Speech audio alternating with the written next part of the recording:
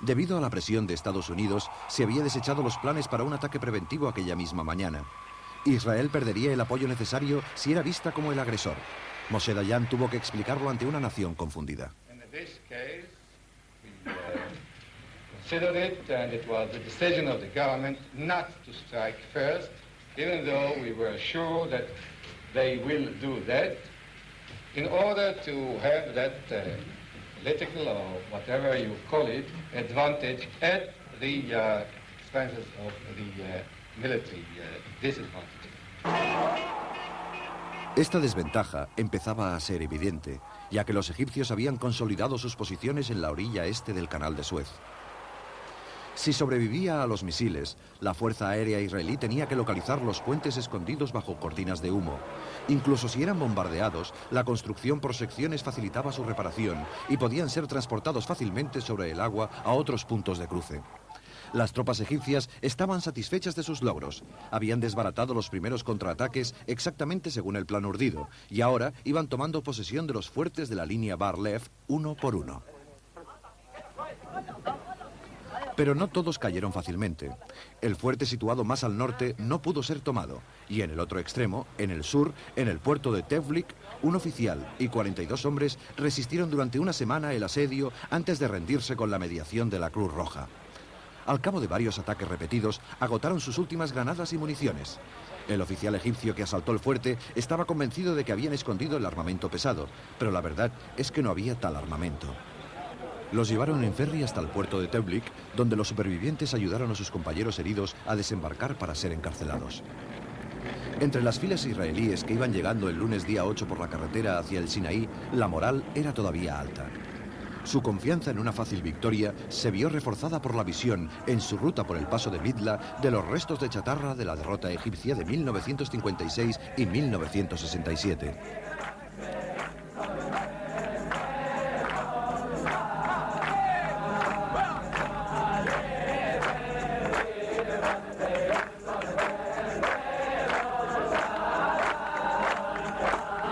Pero este sentimiento dejó paso a la desolación cuando se percataron de lo que estaba ocurriendo y del número de bajas sufridas.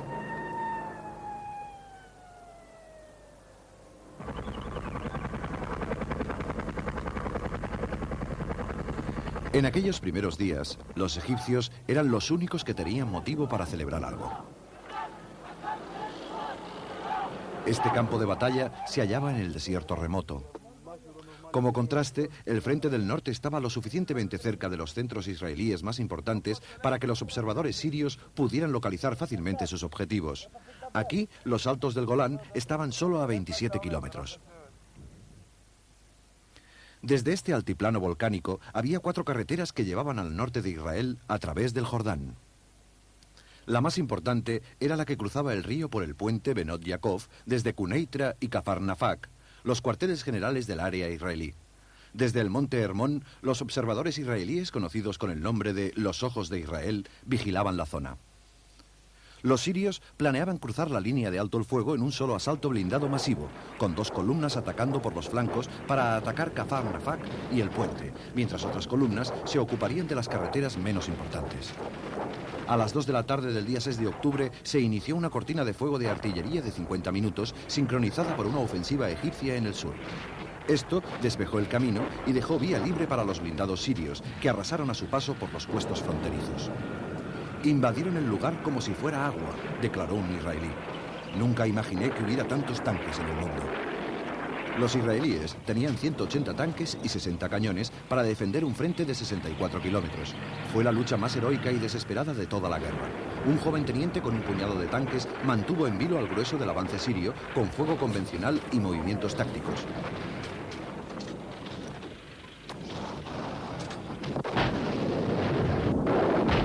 La artillería móvil también resultó efectiva.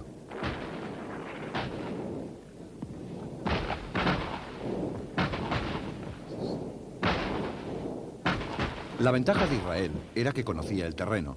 Se había entrenado allí a menudo, haciendo pruebas de balística y estudiando los mejores ángulos de tiro. Pero no habían previsto combatir en una proporción de 1 contra 5 y hasta de 1 contra 11 en alguna ocasión, y se retiraron implacablemente. Al igual que en el Sinaí, la Fuerza Aérea Israelí se movilizó para frenar el avance. Pero incluso a vuelo rasante se pagó un alto precio al aceptar el reto de las baterías SAM. En un fuego cruzado en el aire de efectos letales, los SAM-6, SAM-7 y la artillería antiaérea derribaron 40 aviones la primera tarde. Pero los israelíes adaptaron rápidamente sus tácticas, volando bajo sobre el Jordán para sorprender a los sirios en el flanco y evitando así un gran número de baterías de misiles. Los restos de los vehículos sirios abandonados a lo largo de la carretera daban testimonio de su eficacia. En algunos lugares, la tierra quemada y ennegrecida era la prueba fehaciente de que, como los americanos en Vietnam, estaban usando napalm. Domingo, segundo día, los reservistas israelíes se despliegan en el sector sur en tanques Sherman de la Segunda Guerra Mundial modificados. Sus oponentes fueron los T-55 y los T-62, los tanques soviéticos más recientes en aquel momento. A pesar de estar a una distancia tecnológica de 30 años, destruyeron un número mayor de sirios, aunque tuvieron que pagar un precio. Las dos brigadas israelíes del frente fueron prácticamente arrasadas, pero habían ganado tiempo para el ejército civil. La movilización había empezado un día antes y muchos no esperaron para el santo y seña. Agarraron sus equipos y se dirigieron a los frentes, en camiones, coches y autobuses. Un pelotón llegó a conducir una camioneta de transporte de leche hasta el frente del Sinaí. La primera ministra Golda Meir expresó el sentir de su pueblo. Small as it is, surrounded as it is by enemies, has decided to live. And if we have to pay the price for living, we have to pay it. This is not a people that can give in. Los primeros refuerzos que iban llegando desperdigados al Golán eran enviados de inmediato hacia el frente. La situación era tan desesperada que no había tiempo para una respuesta coordinada.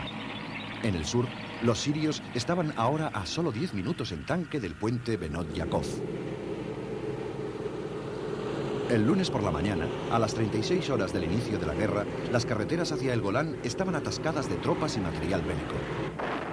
Al aproximarse a los altos, se arriesgaban a recibir fuego de artillería desde el monte Hermón, que había caído en manos de los comandos sirios en las primeras horas de la guerra. Totalmente movilizado, ahora el ejército israelí empezaba a cambiar la situación.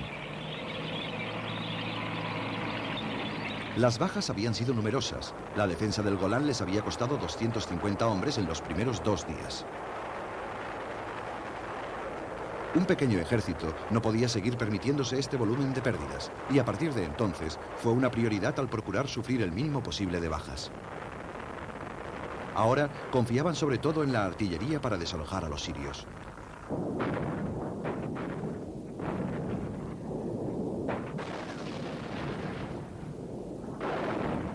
Los soldados voluntarios israelíes se mostraban confiados. I think that we already are going to finish the war. They got the nice kick down, and we hope to be at the weekend at home. No resultó tan fácil. La resistencia siria se mantuvo inamovible en su retiro a pesar del gran número de bajas sufridas. Los israelíes, en su avance, contaron 500 tanques entre la chatarra esparcida por los altos. Al norte de Quneitra, las columnas sirias se habían visto reducidas debido a los campos de minas y la excelente 7ª división blindada israelí no desperdició la ocasión. Bautizaron aquella zona con el nombre de El Valle de Lágrimas. Abandonados entre la chatarra había camiones Sager soviéticos nuevos con capacidad de lanzamiento para 6 misiles. La infantería mecanizada israelí acabó con los focos de resistencia, rodeados por los blindados, y el miércoles día 10 el comandante en jefe israelí, general El-Azhar, informó de los avances israelíes. I am glad to tell you that we managed to push almost all of the Syrian forces to the ceasefire line. Now in the middle of the battles, we continue our counterattack. We shall continue it tomorrow, and we shall break and destroy completely all the attacking forces. Los israelíes habían despejado la mayor parte del Golán, pero no podían trasladarse al Sinaí hasta que fuera destruida la amenaza siria. Entonces atacaron de nuevo en el sector norte, usando el Monte Hermón para cubrir su flanco izquierdo. Cruzaron la línea de alto el fuego hacia el interior de Siria el día 11 y tomaron la ruta más corta hacia Damasco. 2 días más tarde, estaban a 27 kilómetros de la línea de alto el fuego y solo a 40 kilómetros de Damasco. Los reservistas sirios ofrecieron mucha resistencia desde sus líneas defensivas y los israelíes tuvieron que combatir con dureza durante todo el viaje. El presidente Assad, viendo su capital amenazada por la artillería israelí, instó a los egipcios a lanzar un ataque en el Sinaí para aliviar la presión que sufrían. Los MiG sirios se unieron a la defensa desesperada, lanzándose en picado sobre las columnas situadas en el flanco izquierdo, cerca del Monte Hermón.